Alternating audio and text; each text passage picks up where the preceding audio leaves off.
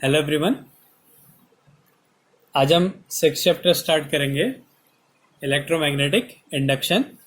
ये fourth unit में है। Electromagnetic induction and alternating current fourth unit है। उसमें चैप्टर है इलेक्ट्रोमैग्नेटिक इंडक्शन, जो कि हमारा सिक्स चैप्टर है। तो अब इलेक्ट्रोमैग्नेटिक इंडक्शन होता क्या है? अगर किसी कॉइल से लिंक होने वाला मैग्नेटिक फ्लक्स चेंज होता है तो उसमें एक इंड्यूस्ड करंट या एक ईएमएफ बन जाता है। इस फिनोमिना को हम बोलते हैं electromagnetic induction. The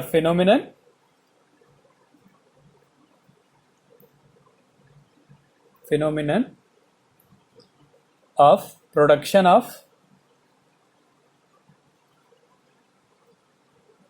electric current और ईएमएफ, इलेक्ट्रिक करंट और EMF in a coil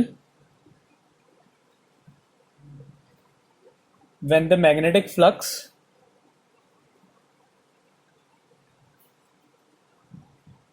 linked with the coil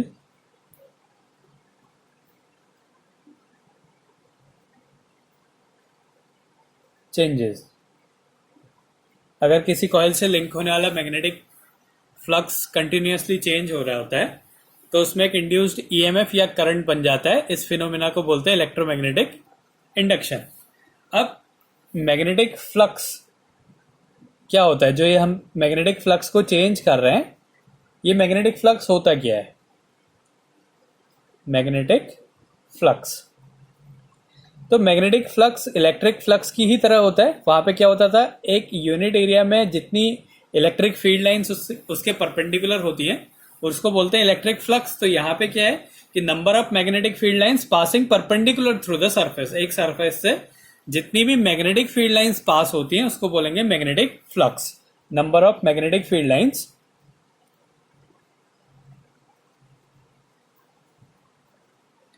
magnetic field lines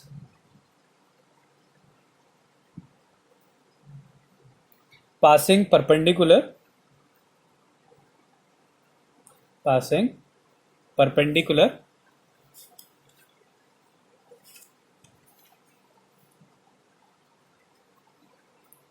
through the surface।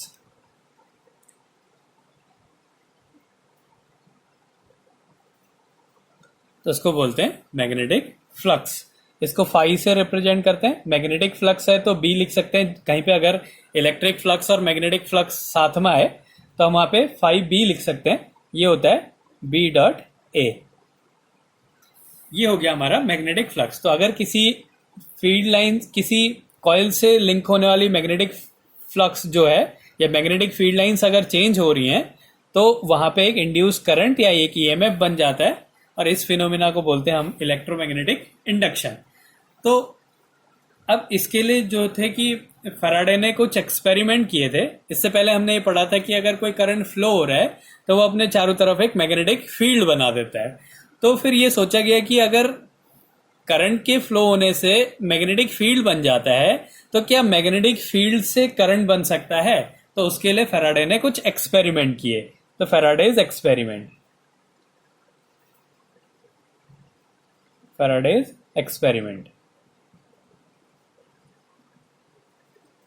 Faraday ने क्या एक्सपेरिमेंट किए? उन्होंने क्या करा, एक कॉइल ली, एक कॉइल है,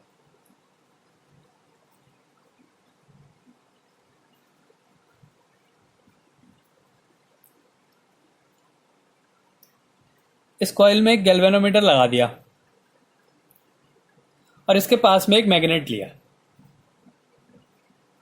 माना ये मैग्नेट का नॉर्थ पोल है और ये मैग्नेट का साउथ पोल है। तो इन्होंने क्या देखा कि जैसे अगर ये मैग्नेट यहाँ पे रेस्ट में है तो इस गैल्वेनोमीटर में कोई डिफ्लेक्शन नहीं हो रहा था, मतलब इस कॉइल में कोई करंट फ्लो नहीं हो रहा है। फिर क्या करा, उन्होंने इसको मूव कराया टुवर्ड द कॉइल, कॉइल की तरफ मूव कराया तो उन्होंने देखा कि इसमें डिफ्लेक्शन हो रहा है एक साइड में, मतलब इसमें कोई करंट फ्लो हो रहा है। फिर उन्होंने क्या करा, इसको यहाँ पे रोक दिया। तो जब रोका तो फिर देखा कि गैल्वेनोमीटर में कोई डिफ्लेक्शन नहीं हो रहा है। अब फिर जब उसको वापस लेके गए तो उन्होंने देखा फिर से कि उसमें करंट फ्लो हो रहा है, लेकिन ये जो गैल्वेनोमीटर में जो डिफ्लेक्शन हो रहा है वो ऑपोजिट डायरेक्शन में हो रहा है। तो उन्होंने क्या करा कि जब यहां से इसको इसके रिलेटिव मोशन में रखा तो देखा कि इसमें मैग्नेटिक जो है मैग्नेटिक फील्ड इसमें जो चेंज हो रहा है उसके कारण इसमें एक करंट बन रहा है। फिर उन्होंने क्या करा, इस मैग्नेट की जगह एक कॉइल ली, एक दूसरा मतलब एक इलेक्ट्रोमैग्नेट ले लिया। ये ऑर्डिनरी मैग्नेट है, इसकी जगह एक इलेक्ट्रोमैग्नेट लिया। तो फिर से वही एक्सपेरिमेंट को रिपीट किया, लेकिन इस मैग्नेट की जगह क्या लिया, एक इलेक्ट्रोमैग्नेट ले लिया। तो फिर दूसरा जो एक्सपेरिमेंट था उसमें क्या था कि फिर से एक कॉइल ली गई,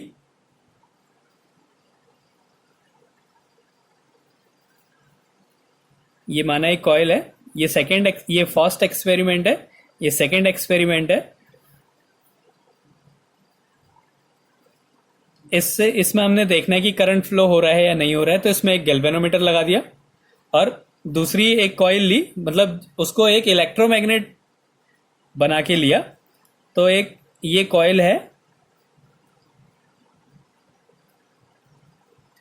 इसमें इसको एक बैटरी से कनेक्ट कर दिया और एक की लगा दी।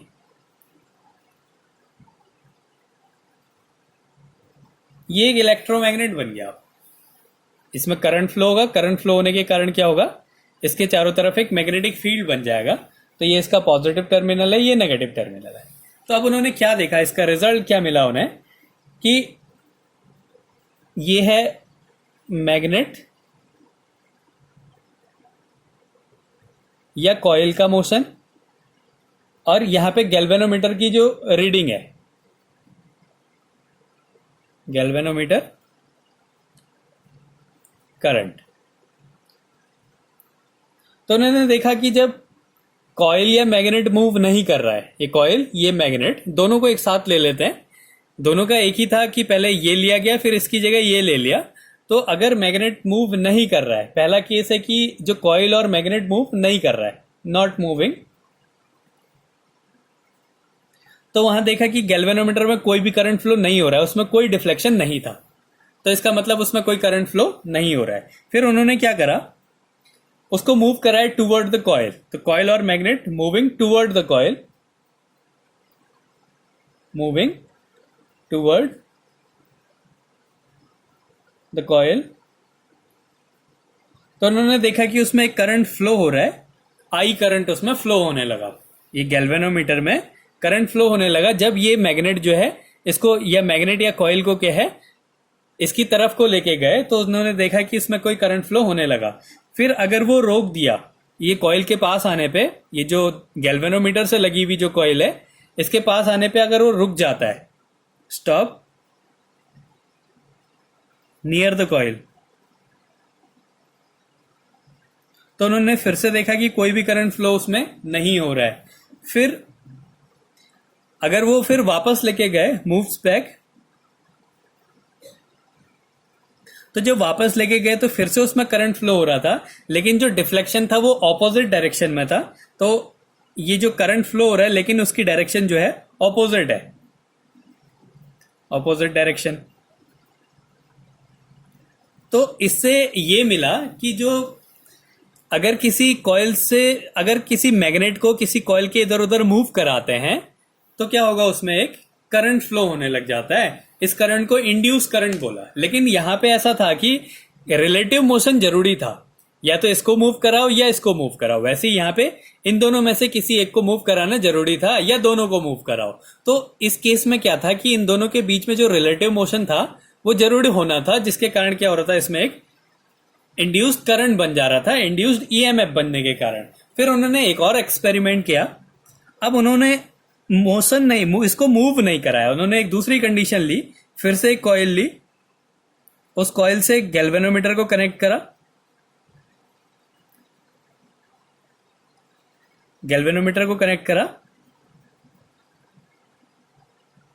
और उसके साथ में एक दूसरी कॉइल ली।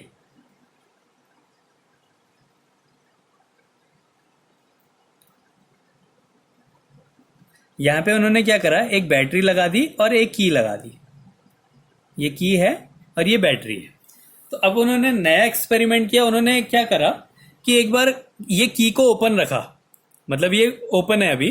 तो उन्होंने देखा कि इस गैल्वेनोमीटर में कोई डिफ्लेक्शन नहीं हो रहा है, मतलब कोई करंट फ्लो नहीं हो रहा है। फिर उन्होंने जैसे ही की को टैप करा, तो जब ये की टैप करी तो क्या होगा, इसमें करंट फ्लो होने लग गया। फिर क्या हुआ, इसको छोड़ दिया, फिर इसको टैप रहने दिया थोड़ी देर, तो फिर देखा कि इसमें करंट फिर से 0 हो गया गैल्वेनोमीटर में। फिर उसको फिर से छोड़ दिया, जो की थी इसको जब टैप किया था इसको छोड़ दिया, तो फिर से क्या हुआ, इसमें करंट फ्लो होने लगा ऑपोजिट डायरेक्शन में। और जब छोड़े रखा तो फिर से करंट 0 हो गया। तो यहां पे क्या एक्सपेरिमेंट किए गए, एक की के लिए ले रहे हैं और गैल्वेनोमीटर करंट,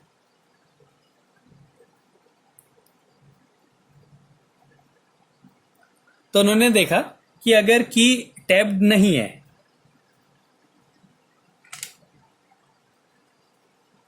तो गैल्वेनोमीटर में कोई करंट फ्लो नहीं हो रहा है। फिर देखा उन्होंने कि अगर की को टैप करा, की को टैप करा तो एक इंस्टेंटेनियस, जिस टाइम इस की को टैप करा क्या हुआ, इसमें करंट फ्लो होने लगा। तो उन्होंने देखा कि इसमें इंस्टेंटेनियस करंट मिल रहा है, इंस्टेंटेनियस करंट फ्लो होने लगा। फिर की को टैप करे रखा, मतलब ये सर्किट को क्लोज कर रखा है, तो की रिमेन्स टैप्ड।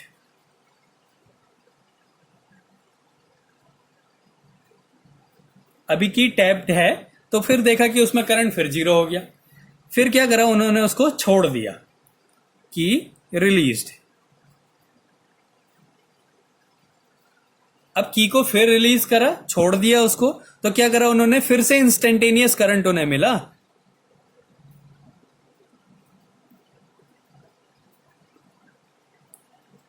इंस्टेंटेनियस करंट उन्हें मिला, लेकिन डायरेक्शन कैसी थी, ऑपोजिट थी।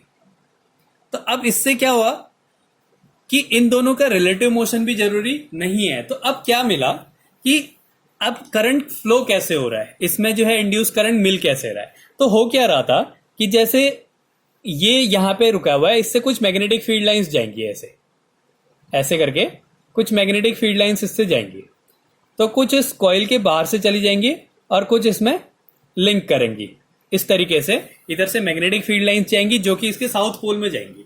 अब जब ये मैग्नेटिक फील्ड लाइंस इतनी इससे लिंक थी, जितनी है उतनी ही लिंक्ड हैं, तो क्या हो रहा है कि इसमें करंट फ्लो नहीं हो रहा है। अब हम जैसे इसको लेके गए तो क्या होगा कि ये मैग्नेटिक फील्ड लाइंस ज्यादा इसके क्लोज हो जाएंगी, ज्यादा मैग्नेटिक फील्ड लाइंस इसके जाएंगी। अगर ये कॉइल यहां ना होके थोड़ा पास होती, यहां पे होती, तो सारी की सारी मैग्नेटिक फील्ड लाइंस इससे जारी होती। तो फिर क्या, जब इसको पास लेके जाएंगे तो इससे मैग्नेटिक फील्ड लाइन जो लिंक हो रही हैं इससे, वो इंक्रीज हो जाएंगी। अब अगर हम उसको वहीं पे रोक देंगे तो जितनी लिंक्ड हैं उतनी ही रहेंगी। फिर अगर हम इसको पीछे लेके जा रहे हैं तो अभी इतनी मैग्नेटिक फील्ड लाइंस है, और पीछे अगर लेके जाएंगे तो और कम हो जाएंगी। तो क्या ये कंक्लूजन मिला कि अगर किसी कॉइल से लिंक होने वाली मैग्नेटिक फील्ड लाइंस चेंज हो रही हैं तो उसमें एक इंड्यूस करंट बनता है, और इसी फिनोमिनन को क्या बोलते हैं, इलेक्ट्रोमैग्नेटिक इंडक्शन। वैसे ही यहां पे भी था, ये एक इलेक्ट्रोमैग्नेट है, यहां से क्या होगा, ऐसे मैग्नेटिक फील्ड लाइंस बाहर निकलेंगी इस तरीके से। अब बाहर निकल के इसके दूसरे पोल में जाएंगी, या अगर यहां से निकल रही होंगी तो इस पोल में आएंगी। अब अगर इसको फिर से हम मूव करवाते हैं, तो मूव कराएंगे तो क्या होगा कि इससे लिंक होने वाली मैग्नेटिक फील्ड लाइंस चेंज होंगी, कभी बढ़ेंगी कभी घटेंगी। अगर हम उसको कहीं पे रोक देते हैं तो वो मैग्नेटिक फील्ड लाइंस में कोई चेंज नहीं होगा। तो इसका मतलब कि अगर किसी कॉइल से लिंक होने वाली मैग्नेटिक फील्ड लाइंस में चेंज होना है तो वहां पे करंट फ्लो होगा। अब यहां पे क्या हुआ कि जैसे हमने की को ऐसे ही रखा है, ये सर्किट ओपन सर्किट है, तो क्या हुआ, यहां से कोई मैग्नेटिक फील्ड लाइंस इससे नहीं जा रही है, तो कोई करंट फ्लो नहीं हुआ। फिर जैसे ही की को टैप करा तो यहां से मैग्नेटिक फील्ड लाइंस निकलेंगी। अब पहले क्या थी, इसमें कोई मैग्नेटिक फील्ड लाइन नहीं थी, लेकिन जैसे ही की टैप करा तो इससे मैग्नेटिक फील्ड लाइंस जो है चेंज हो गई। पहले 0 थी फिर बढ़ गई, तो क्या हुआ, इसमें इंस्टेंटेनियस करंट मिला। क्यों? क्योंकि इसमें मैग्नेटिक फील्ड लाइंस में चेंज हुआ, 0 से कुछ हो गई, फिर हमने उसको छोड़ दिया वैसे ही, तो इससे अब कोई चेंज नहीं हो रहा, मैग्नेटिक फील्ड लाइंस जितनी जा रही थी उतनी ही जा रही हैं। तो फिर से क्या है, इसमें कोई करंट फ्लो नहीं हो रहा है। अब फिर क्या करा, रिलीज कर दिया इसे। पहले यहां से मैक्सिमम मैग्नेटिक फील्ड लाइंस जा रही थी, जैसे ही की को रिलीज करा इससे कोई मैग्नेटिक फील्ड लाइंस 0 नहीं जा रही है, मतलब पहले मैक्सिमम था फिर 0 हो गया। क्या हुआ, मैग्नेटिक फील्ड लाइंस में चेंज हुआ, इससे लिंक होने वाली मैग्नेटिक फील्ड लाइंस में चेंज हुआ, जिसके कारण क्या हुआ, इसमें इंस्टेंटेनियस करंट मिला। इसका मतलब क्या है कि अगर किसी कॉइल से लिंक होने वाली मैग्नेटिक फील्ड लाइंस में चेंज होता है तो उसमें एक इंड्यूस्ड ईएमएफ बन जाता है। इस इंड्यूस्ड ईएमएफ के कारण क्या होता है, सर्किट में करंट फ्लो होने लगता है। तो फैराडे के एक्सपेरिमेंट से ये प्रूफ हुआ कि अगर मैग्नेट को मैग्नेटिक फील्ड लाइंस को चेंज करें, किसी कॉइल से लिंक होने वाली मैग्नेटिक फील्ड लाइंस को चेंज करें तो उसमें क्या बन जाता है, करंट बन सकता है, और इस करंट को क्या कहते हैं, इंड्यूस्ड करंट बोलते हैं। तो by these laws, by these experiments, Faraday gave two laws of electromagnetic induction. Electromagnetic induction. तो ये जो 3 एक्सपेरिमेंट थे, इन एक्सपेरिमेंट्स के बाद जो है फैराडे ने इलेक्ट्रोमैग्नेटिक जो इंडक्शन है उसके 3 लॉज दिए। अब ये लॉज क्या हैं? इसका पहला लॉ है, तो अब हमने क्या टॉपिक करना है, Faraday's laws of electromagnetic induction. Faraday's laws of electromagnetic induction. Electromagnetic induction.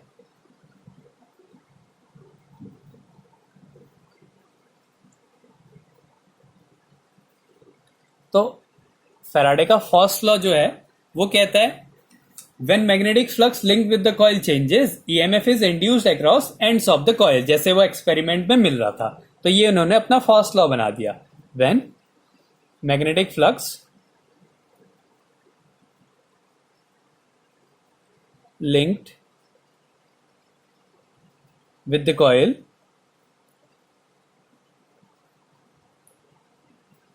changes, EMF is induced across ends of the coil.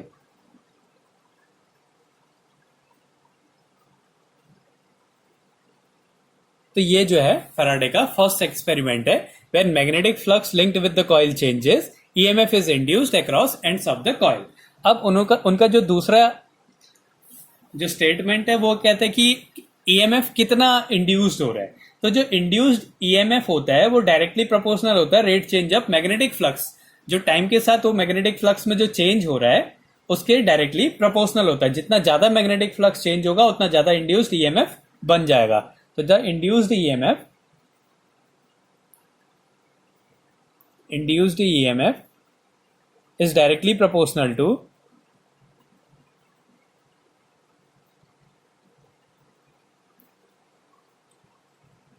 induced EMF is directly proportional to rate change of magnetic flux